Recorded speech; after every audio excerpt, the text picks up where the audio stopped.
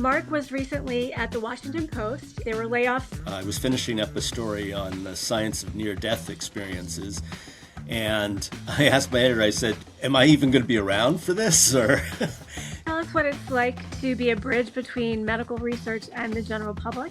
Sure. A randomized, double-blind, parallel group, multi-center, placebo-controlled phase 3 study.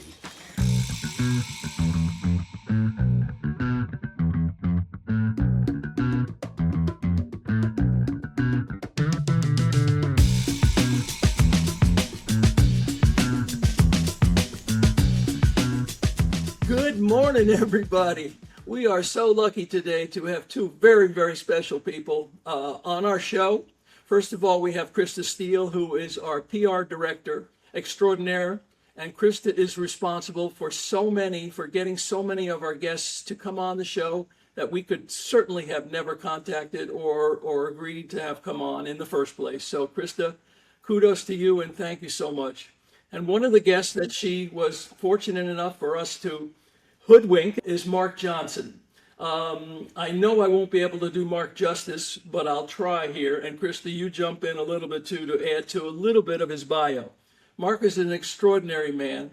He's published 2 books. He's won a Pulitzer Prize, which most people in this world could never even claim to do.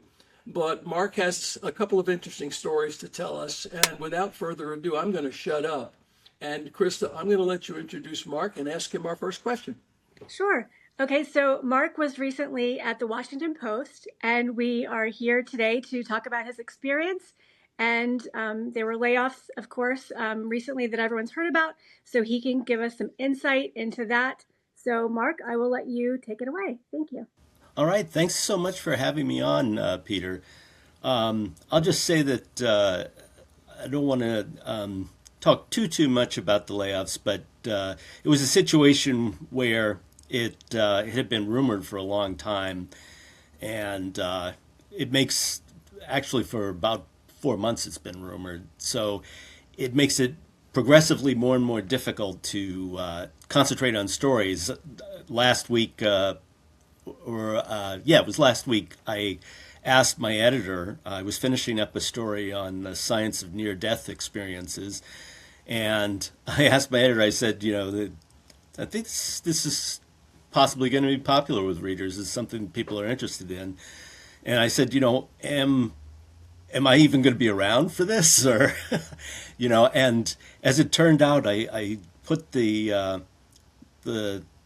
last edits in about actually 10 minutes or so after I got the message that said my position was eliminated. But I was very glad that it ran. It was heartbreaking for so many of the people on the staff to see the extent of the carnage. I've never been at a paper that cut its entire sports staff, so that's going to be kind of a new experience. I honestly wonder how a newspaper can survive without a sports staff. I used to work at the Milwaukee Journal Sentinel, and if it weren't for the Packers and the Packer coverage we had, we would not have been paid for the entire operation. And none of us were under any illusions. Our any trips that we got to make, or special things that we got to do, a lot of it, almost all of it, was paid for by the rabid loyalty that Packer fans had to the newspaper. Can you tell us a little bit about the Washington Post, how it kind of loomed large as an institution in films and documentaries? What did it mean to you to work there? Sure. When I was in university, and I was just starting to get really interested in journalism, I went to University of Toronto. They have a huge library that was a couple blocks away from the student newspaper. And I would sneak off to the library and read on microfiche the original Woodward and Bernstein stories that cracked the Watergate scandal. If you think about that too, that single scandal has become so ubiquitous. Every scandal now has sort of gate attached to it, and it all started with the Washington Post exposing this huge scandal during the Nixon presidency. And it's really funny. It took me 37 years to get there. I sent resumes and stuff out very early on, actually absurdly early, when I really didn't have anything, just student newspaper clips. But from the beginning, it was kind of a destination for me. And I think it was for a lot of the people that got there.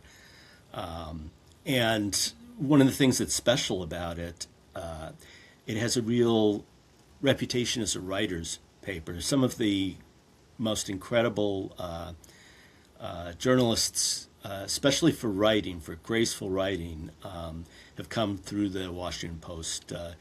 Gene Weingarten, Ann Hull, David Finkel, the list goes on and on. I mean, basically, 2/3 of the people that were my journalistic heroes were people that that worked there. And I had really been looking forward to learning from them. And it was sort of sad because the first year that I arrived, so I got there in 2022, still in the sort of the tail end of the pandemic. And about 2 or 3 months after I got there, the newspaper shuttered its Sunday magazine, which was it just incredibly bummed me out because this is the second newspaper only the second newspaper I've been at that actually had a Sunday magazine. The other one was the Providence Journal, and about 5 or 6 months after I got to the Providence Journal, its Sunday magazine was also shuttered. So I'd been really wanting to write something for a Sunday magazine. But I think that it was a sign that things were not going well. And it was but it was a very odd situation because when I arrived there, when I first got there, week after week, we would get these emails saying, please welcome so-and-so from, the Arizona Republic or, from the San Francisco Chronicle. A lot of these people, too, were some of the top journalists, Pulitzer finalists or Pulitzer winners. And I was just overwhelmed at how many people they were hiring. They were hiring people for, video investigations, for all sorts of new beats that were off of sort of like AI and tech. And it was really impressive.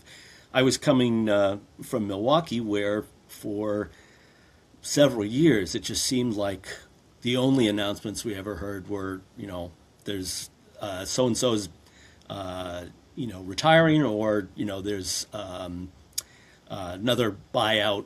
I lost count of the number of buyouts that we had, buyouts or layoffs. And so we were always, there were always announcements about sheet cake for saying goodbye to, so-and-so. And I was stunned when I got to the Post, and they're not saying goodbye to people. They're hiring and hiring and hiring.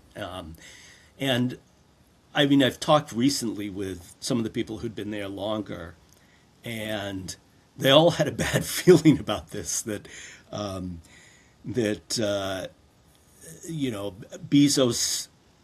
had been very, our owner had been very, committed to the newspaper at the beginning. And when these rounds of hiring occurred, I think a lot of people had a feeling like this just feels too good to be true. And unfortunately, it was. And that's sort of the sad thing. I mean, I moved 1,000 miles away from Milwaukee, but last night I had dinner with another reporter at the paper, Dan Gilbert, he moved 3,000 miles from Seattle to take the job. And this was like this was like he grew up in the area, so the Post was his hometown paper. It was kind of the ambition of a lifetime to get there. And it's been very sad to sort of see the number of people that, incredibly good writers and fantastic reporters, that were all at this rally that we had outside the Post the day after, and just very sad. I actually, one part of the reason that I moved from Milwaukee was my wife and I were starting to get very worried that the Milwaukee paper wasn't going to be able to survive.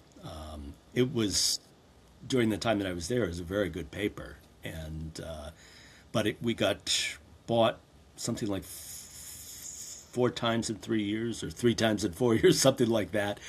And towards the end of it, we were getting bought by progressively worse owners, and it was sort of depressing because when I first got there, it was the first time I'd ever been at a news organization where the best years hadn't come, say 5 years ago.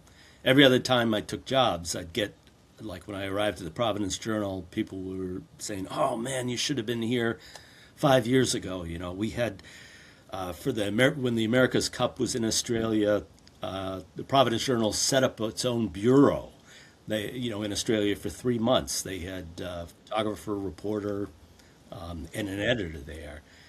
And Milwaukee was the first time I came to some place where it was just at the beginning of that sort of climb. They were really hungry to, arrive on the national stage and to matter. It's very hard for news organizations in the middle of the country to compete with the news organizations on the coast. Great things get done in the Midwest and in some of those other states, and nobody hears about it, sadly. Tell us a little bit about your Pulitzer Prize. Not everybody can hold one of them up. I wonder.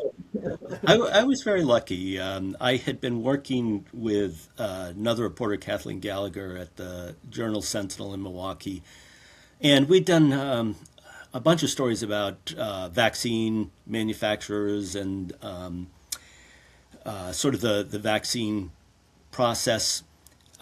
She's an excellent reporter and was always getting tips.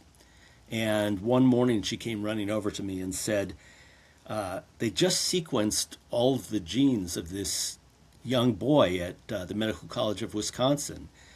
And she said, "Is that something that's been done before?" And she came to me because she sort of thought that I'd been on the science beat for a few years, and she considered that I had some expertise in it. But I had to look up from the beginning. I didn't know, and soon it took a couple of weeks, but we realized that that we were onto something big, especially because the hospital where this had taken place was a Medical College of Wisconsin and Children's Hospital, and their media relations people, when we called them, didn't know what we were talking about. And when the media people don't know yet, you're really onto something, because nobody's had the chance to kind of package it in a way. And when we got onto it, the child, he was 4 years old when his genes were sequenced. And when we started working on the story, nobody knew whether this effort to sequence his genes was going to end up saving his life. He had this incredibly, it was a new disease, never been discovered before. And it was just devastating. When he would eat, inside his body there was a kind of autoimmune mechanism that was set off, and his body's immune system would attack the intestines, and he would get these holes or fistulas in his stomach, very, small pencil prick sort of size, but it was enormously painful, and it caused all kinds of he had terrible infections. When we met him, he had spent something like 300 or 400 days in the hospital in just a year and a half or so. I mean, most of his life was, and he was very small, and it turned out that that the tip that my fellow reporter had gotten was correct. They'd actually, for the first time, sequenced all of the genes. We have about 21,000 genes in our bodies, and ever since the Human Genome Project, there had been this idea out there that if you could look at the genetic code of a person who had a rare disease, you might be able to find the explanation for that disease. Genes determine so much, especially they determine the makeup of proteins, and proteins are involved in just about every single important action, from thinking to breathing to walking, all of that. And in this case, it was a real risk that the hospital took in sequencing this kid's genes. The technology was extremely new, and the expense, I think it ended up coming to his medical care ended up costing somewhere in the vicinity of $2 million, which is, a lot to spend, especially the sort of element of risk to it was that it's sort of long been known that all of us have tons and tons of genetic variances, or sometimes people use the term mutations. These are things that are different from the general genetic script that people have. But some of these things are really harmless. I mean, some of them are the reason that people have blue eyes or blonde hair or things like that. But others of them can be devastating. The problem is that people have thousands of them, thousands of these differences. And the fear was, when they sequenced the genes of this child, that they wouldn't be able to tell which of these thousands was the important one. And they were very lucky. They had a very good team, and they worked out some really clever ways to screen out the genetic differences that weren't important.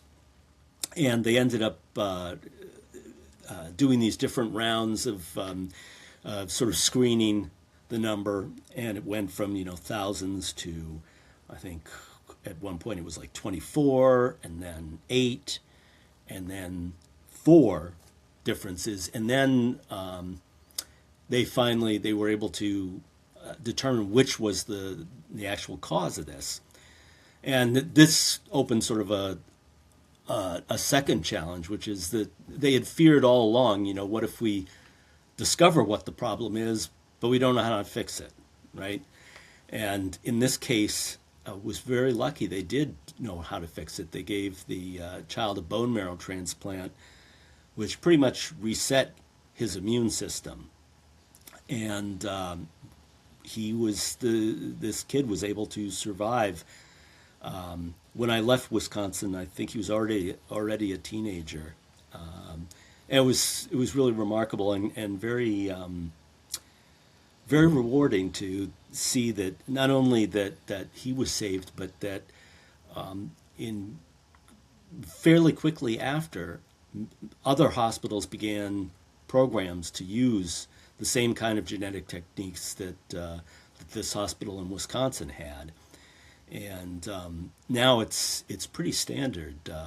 This all happened in 2009 and 2010, and we ended up writing a series on it that was in 3 parts, and it ran in December of 2010. We were terrified we weren't going to get it in before the end of the year, because we had an agreement with the doctors. They wanted to publish it in a scientific journal. Scientific journals won't publish stuff if it's been in the press, the popular press, before. So we had to time it like just right. They got published in actually a reasonably obscure journal. It should have been Science or Nature, one of the big ones, but and it was really gratifying how much attention it got. There was a newspaper, I think, in Chile that called our editor, and they paid some exorbitant amount to print every word of the series and use all the photographs. The director of the NIH at that time, Francis Collins, actually spoke about the case before Congress, basically telling them that this is what your NIH dollars are paying for, and this is the new wave of medical technology. The child's name was Nick Volker, and his mother ended up giving sort of public talks and speeches and things. She was very charismatic as well, and just a real fighter. I mean, she just wouldn't take no for an answer. As soon as the newspaper series was published, we got a couple of emails from book agents, and I mean, this was beyond what Kathleen and I had been thinking. I mean, we knew we were onto a pretty good story, and we were really excited about it. I mean, we spent basically an entire year working on it, and the last, I'd say, 2 or 3 weeks of it, I'm a fanatic about the writing, and actually Kathleen was too. And the last 3 weeks, we would read the entire series back and forth to each other out loud, and like stop at different parts. When you read out loud, you can hear things that are awkward, phrases that don't come well, or a sentence that's way too long. And it was just this incredible luxury to be able to sit with this and keep working it over and over and over and making it, as smooth as we could. One of the things that's kind of a myth of really good writing, I've discovered this by a lot of the great writing that I like to read, is that it's so well done that it creates the idea. You imagine that the author wrote it as a first draft. They just sat at the typewriter and just turned out this golden piece of writing, But we had the time to actually sort of meticulously go over and over and over. And we did a lot of, we had to do a lot of fact checking because a lot of the science was pretty complicated. Can you tell us what it's like to be a bridge between medical research and the general public? Sure. I mean, it's challenging and endlessly humbling. When I first started reading scientific papers, I mean, they are incredibly dense. I think I might have one on my, and they, oh yeah, here, this is the kind of headline, just for the title of a scientific paper. This is one that I've been working on. Oral iptacopan therapy in patients with C3 glomerulopathy, a randomized, double-blind, parallel group, multi-center, placebo-controlled phase 3 study. It's every page that you read of this stuff is torture, and sometimes. And I mean, literally, I would have to build this sort of vocabulary of, like, in a sentence, there would be 3 words that I didn't know what they mean. And you start looking up those words, and maybe one of those words in the definition, there's another word that you don't know what it means. So just to know what the first word means, you have to know what one of these words in the definition means. So it's very, it can be very painstaking. And one of the things that I like to do was, because my allegiance is to the reader, It doesn't matter to me if the story is only understandable by like 60 scientists, then I'm going to be out of work pretty quickly. So it's I have to translate what they say into the kind of language you'd use if you were discussing, the story at a diner. There was one particular part of the gene sequencing story that was incredibly complicated. The way that they actually take a blood sample, reduce it to DNA, and then in the DNA find these 3.2 billion sort of letters, which are the sequence of our genetic code.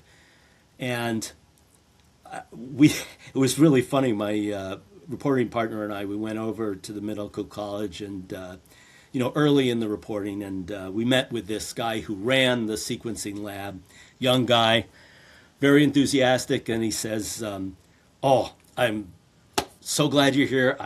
I'm really confident that I'll be able to explain this, and you're going to understand it, and it's going to be great."